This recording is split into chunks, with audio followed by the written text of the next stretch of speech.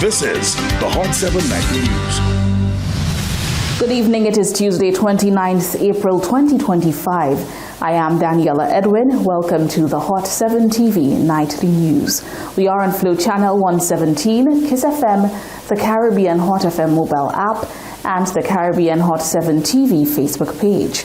Not forgetting those of you using the Hot 7 plug and play antenna. Thank you so much for joining us. The newest cohort of beach rangers have successfully completed their training and graduated on Tuesday. The rangers are expected to protect the natural environment whilst significantly enhancing security at the island's beaches. After nearly 2 decades of not having such a program, the Rangers, a unit specially designed and tasked with the responsibility of protecting beaches, have been reinstated, and its 43-member cohort has now successfully graduated. Formed in partnership with the Ministry of Tourism and National Conservation Authority, President of the NCA, James Perino, emphasized the responsibilities of Rangers and notes that the program has been revived with a renewed purpose, a broader mandate, and deeper sense of urgency. To our Rangers, this is more than a job, and your head of your unit echoed that in his speech. You are the stewards of some of our island's most treasures, natural and cultural assets. You are you are the face of security, hospitality, responsibility at our beaches and protected areas. You are here to ensure that our visitors feel safe, the vendors operate lawfully, and that the delicate balance of our coastal ecosystem is preserved. You are tasked with enforcing our beach vending and licensing regulations, protecting against illegal sand mining, safeguarding turtle nesting sites, and ensuring that our flora and fauna are not disturbed. Just as importantly, you are here to offer warm and respectful presence and to create a positive, memorable experience for every beachgoer, local and visitors alike. Deputy Police Commissioner Ronald Phillip further stressed on the critical role the Ranger program plays in the overall crime management and safety strategy. I want you to see yourselves not just as enforcers of the law, but as agents of positive change. Your role is crucial in the wider framework of plural policing. This initiative represents a significant investment by the government of Saint Lucia, an effort to recreate and strengthen this Rangers unit to support law enforcement, particularly with an emphasis on the tourism sector. There is no denying that there is a symbiotic relationship between security and economic growth.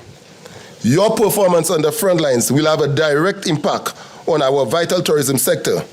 It is essential that you recognize your importance, not just as another statistic or uniform, but as guardians of visitor safety and the custodians of order across our beaches, parks, and the national assets under the care of the National Conservation Authority. Speaking directly to the cohort, Tourism Minister Dr. Ernest Healer placed his confidence in the Rangers as representatives of the country and its law enforcement. I trust that you are prepared not just to be law enforcement, but to also be tourism ambassadors. And I'm sure my permanent secretary cannot wait to get an opportunity to expose you to some of the tourism ambassadors training that is so necessary for us to ensure that wherever we put out in the front line, they are adequately trained. I know the Hospitality and Tourism Association did some work on what the expectations would be with the police force. And I'm excited about the future and what you will bring, to the experience for Saint Lucia. You'll be more than just on the beach. You'll be more than just looking after vendors. You'll be more than just looking after the protected areas. You have to be there in the front line. Prime Minister and Minister for National Security, Philip J. Pierre, closed the ceremony, hinting at ongoing disputes about the conditions of the tourism industry and reassuring Rangers that the government is able to support their mission and financial interest, which currently has a price tag of over $4 million. But now you're back on stream, and I really want to thank the Minister for Tourism and the staff for understanding the need to bring back the Rangers. And I want to also say that they are doing a tremendous job in the industry. Take it by this. I want you to give them a round of applause for me, please. Because in Saint Lucia, we have a propensity for bad news. Bad news seems to be what makes it in Saint Lucia. So if we say that our industry did well, you have to find out whether the additions and the subtractions in the figures are correct. But fact is, the industry has done well. It could do better, and your testimony of why it is doing well, because we have to find the money to pay you. And the PS, I think that's why they invited me here today. She whispered in my ear that she needs to get $4.5 million from me. 4.2. So I guess that's why they invited me. She needs to get $4.2 million from me to make you function. Prime Minister and Minister for National Security Philip J. Pierre closed the ceremony, hinting at ongoing disputes about the conditions of the tourism industry and reassuring rangers that the government is able to support their mission and financial interest, which currently has a price tag of over $4 million. I want to tell you to take this opportunity, not only as a job, but as a commitment to Saint Lucia, as a commitment to improving the quality of life of yourself, because you're going to get the salary, and then the country generally. So you're extremely important. Try your best to not only to go to work as a job, but take it as a profession, a vocation, a thing, something you do for the country, something you do for the future of the country. Reporting for the Hot 7 TV News, I am Jasmine Duncan. St. Lucia's Prime Minister Philip J. Pierre says he is ready to secure the victory in the next general elections. Given the feedback received on his budget presentation, Pierre says he trusts that citizens will make the right choice at the polls come next year. What are your predictions for our? Oh, I'll win. We will win. You see, we've done the work. We're confident in that the people have understood what we've done. We've done the work, and well, I'll tell you something. I will accept the will of the people. I'm a true believer in democracy. I never think the people made a mistake.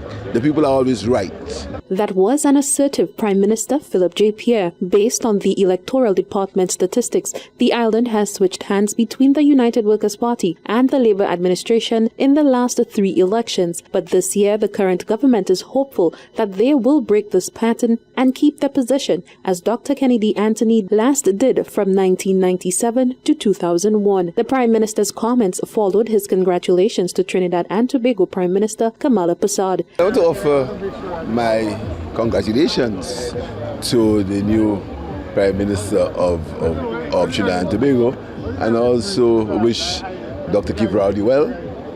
And I served with Dr. Keith Rowley when he was the Prime Minister. We had a very cordial relationship. I wish the Prime Minister Kamala well. I also know her. When I was a minister before, so I also know her. We also have a very good relationship. I'm sure Trinidad will continue as an active member of CARICOM, and that is what our democracy does. The governments change, and we have to accept it. But I wish her very well, and I also wish Stuart Young, again, who was unfortunate in that he lost, but again, he's still in Parliament.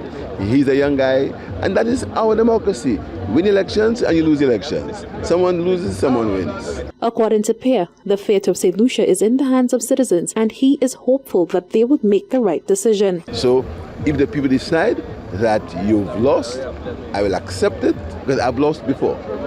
But it's not a nice place to be, but I always accept the will of the people. With elections around the corner, the Prime Minister lauded the budget presentation as the party gets set to roll out a large number of initiatives that they believe will position them to achieve the win. Elections are next year. The elections were in July. There's August, September, October. So we can call elections up to October next year. And candidate preparations, how is it coming That's along? Too many coming out of the woodwork. Many people want to. It's very interesting. Are you excited? Before so, I understand the parliamentary rep is going to hold a meeting this month or next month. He'll make his plans known and we take it from there. Are you excited about it? Very. Knowing that you just came out from your budget? We had a good budget, we got a good vibe, so we're moving on. Reporting for the Hot 7 TV News, I am Jasmine Duncan. On Tuesday, the opposition and the nation by extension honored the life of late Prime Minister Sir John Melvin Compton. The celebration of his birth anniversary focused on his legacy in setting the foundation that successive governments have built on, which created the independent Saint Lucian citizens known today. We have spent 4 days modeling the new framework within which the people of Saint Lucia will soon begin to conduct their own affairs as a free and sovereign people. We have arrived at substantial agreement, and the nature of that new framework and the narrow margins of difference between my delegation and the delegation representing the opposition will, I have no doubt, be readily resolved in the House of Assembly in Saint Lucia. Without the goodwill that has prevailed, the success that has attended this conference would not have been possible. We know that, on your part, sir, that goodwill will continue to prevail. And while we are aware that the impending recess of your Parliament and the conditions that may obtain after it reconvenes will crucially affect the timing of St. Lucia's transition, we know that you will bend every effort, as you've assured us, to clear the way to permit the people of St. Lucia to enter into sovereign nationhood on their National Day, December 13, 1978. With these words, he concluded deliberations with a British delegation which granted Saint Lucia its independence in the year 1979. He was no ordinary man, but rather a pillar and a muse, an individual that saw no party color, but the people he set out to serve. Sir John Melvin Compton would have celebrated 100 years of life on April 29, 2025, had he not passed in 2007. Even beyond the grave, his influence can still be felt, as it has been tightly woven into the fabric of society and seen in the island's infrastructure. In recognition of his birthday anniversary, members of the United Workers' Party laid flowers at the feet of his monument that stands tall in the heart of the city at Constitution Park. Now leader of the United Workers' Party, Alan Chasney, who in his younger years was privileged to meet and learn from Sir John, reflected on some of his greatest achievements. The time that Sir John came in, the South was grossly underdeveloped. One road that maybe took hours to come from up north. Anybody in the South who wanted to go to secondary school needed to come up north because we only had the convent and St. Mary's College. People were dying of waterborne diseases in the South. And up until the mid-50s, people were living as indentured workers on properties. What does that mean? It means that the lands were owned by a singular family, and they could build a home, but in exchange they had to work the land. And they could never find themselves in a position to own that land. And pit latrines, nobody really cared about what the standard of living for those persons were. So the country was not offering any opportunity, any hope. And Sir John was part of the Labour Party, and the seat he had was the 2 Denrys and the 2 Mikos were one seat.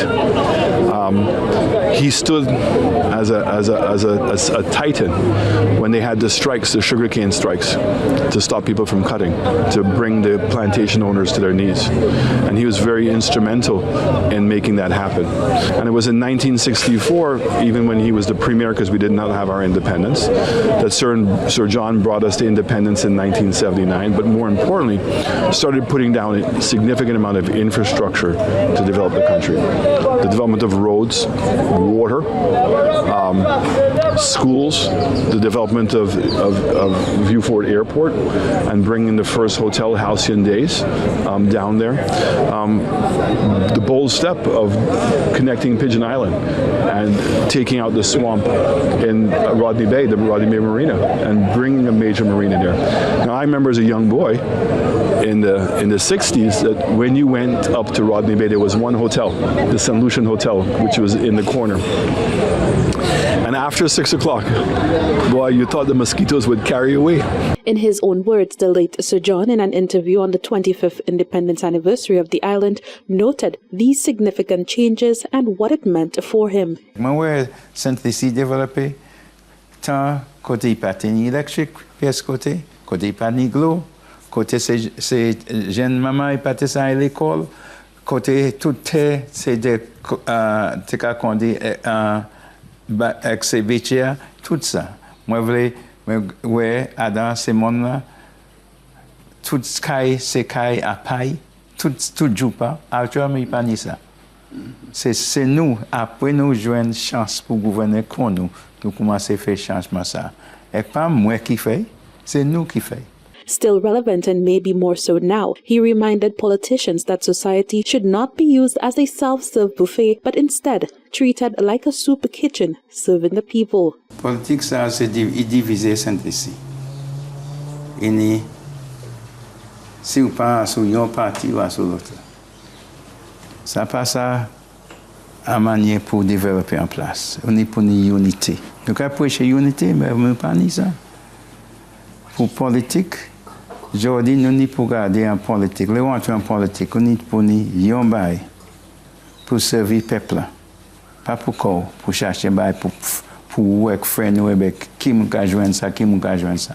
Et produire un jail l'ennemi. On est pour garder ou prend une responsabilité, on est pour garder ça au cas fait by ces gens qui ont confiance, qui ont croire, qui crucifient et qu'on y croit. Mais on est pour faire après crucifixion, c'est resurrection. You have to try and resurrect, lift them up. The youth had also been a focal point for Sir John, being what he called the nation's most precious resource. Manière nous ka moi ouais ça nous ni en Saint-Lucie. Nous pas ni l'eau, nous pas ni diamant, nous pas ni l'huile. Ça nous ni. Ces peuples là, ces jeunesse là, on est pour travailler. Mais moi ouais comme moi travailler sur chemin. Moi ouais me passer un ministre et qui ont go pigero qui a fait un chai flash et que moi marché à sous ces monde là moi ouais c'est maman là qui a marché les souhaits sortir l'école il prend transport ou c'est un teacher tu prends transport à la main il n'y pour marcher les moi regarder moi ouais à sous mon and Denry qu'on en grande cité bordelais et à danser l'école là il pas ni bail pour écrire il pas ni ci il pas ni ça ouais tout ça moi ouais ça nous ni en Saint-Lucie nous ka gaspiller nous ni pour mettre petit bail nous ni pour mettre pour développer ces mamans là laissez jeunesse là sortir l'école regardez à ce boulevard regardez à ce bloc là qui moun ka ouais ces jeunesse là yo perdent ça c'est génération qui perdent nous ni pour garder pour ouais si nous ni pour mener vivre nous ni pour mettre policy en place pour travailler avec ces jeunesse là pour bailler une chance pour yoni antimo sur Saint-Lucie. One such youth is the island's youngest senator, Joshua Harrow, who despite his age is well versed in the rich history of Sir John's legacy. You see, Sir John Compton wasn't just the leader of the United Workers' Party, but simply the father of our nation. Whenever you say his name, you say father of the nation before you say political leader of the United Workers' Party. Sir John Compton is instrumental in the development of Saint Lucia. He has brought so much development to our island. And as a young senator, it is in my heart and soul to know that I must continue that legacy of building what he has already started and continuing his legacy, not just for the United Workers' Party, but for Saint Lucia. We need to discuss Sir John Compton more. I wish we had larger celebrations beyond just politics, but nationally, because this is 100 years of an instrumental leader of the nation. So we need to do more. We need to go bigger. We need to celebrate, because we need to show people the journey of Saint Lucia through an inspiring mind, a creative leader, and a humbled soul, and show that we must continue that dynamic of leadership well into the future to allow all to interject into the development of Saint Lucia, and show that whether you're young like me or you're a senior, you are instrumental in the development of this country. Happy birthday to Sir John Compton. This is not just a celebration for the United Workers' Party, this is a celebration for Saint Lucian history, and we must understand to put politics aside sometimes and come together to celebrate our leaders and those who have changed Saint Lucia for the best. What makes this celebration of his life even more precious is knowing that he operated with sincerity, working for the good of the whole nation, a mission that earned him the title Father of the Nation. He was caring, he was honest, he crossed the partisan divide in appointing persons to office abroad and here in St. Lucia who were not even supporters of him, of himself or his party, the United Workers' Party. This was a giant among us, and every development that you see, mostly everything that you see here in this country, was the work of this great man called John George Melvin Compton. A trait that he admitted allowed him to make decisions for the benefit of all. Je ne suis pas jamais en politique. Je ne suis pas politique pour un politicien. Moi, je suis un monde, un social developer, qui travaille avec le monde. Et je travaille avec le monde, avec la politique. Oui, les gens qui viennent au moi, et qui ont commencé, moi, vote bao, moi, t'entends, pas moi. Moi, au gouvernement, depuis où il est moi, moi, je peux servir tout ce monde, tout le monde. Puis moi, le gouvernement, pays, mon gouvernement en parti ça avec parti l'autre. On peut regarder, pour qui c'est mon électeur. Il y a confiance, ou pas ni pour toi, confiance, avec travail, avec piger l'autre set. You have to serve all the people. But according to Prudent, had the nation's father been alive today, he may not have been happy with the current political climate and the slow pace of advancement for youth in critical areas. He would have been disappointed. I am sure he would have been disappointed. And because he worked so hard and tirelessly to make this country not about politics, but about development. And you can see from Euronora International, this is his work, all the roadworks and infrastructure of this country was done by Sir John. The marina was part of his program. Part of the development of the road coming from Groseley to Pigeon Island, this happened under Sir John. Education, the acceleration of education here in this country, and the ability for students to be able to be counted and not leaving school at 15 years old, which is what was before on the Labour Party government, came to an end under Sir John. I say today, when we look at the way the Labour Party is behaving, their behavior, Sir John would not have approved of that, clearly, because these guys are just too partisan and does not care about the interests and development of young people here in this country. The gesture by the United Workers' Party to honor the life of its founding father is, by the account of Shasni, a thank you for laying the groundwork on a future that the party wishes to expand. So we want to build on the foundation that Sir John has built, and there's no better way to making sure that his name and what he achieved for this country is ever forgotten. Reporting for the Hot 7 TV News, I am Jasmine Duncan. Coming up next, a government senator says the opposition is entitled to their opinion in light of recent critiques. And the Ministry of Health has launched its vector awareness campaign. All that and so much more coming up when we return.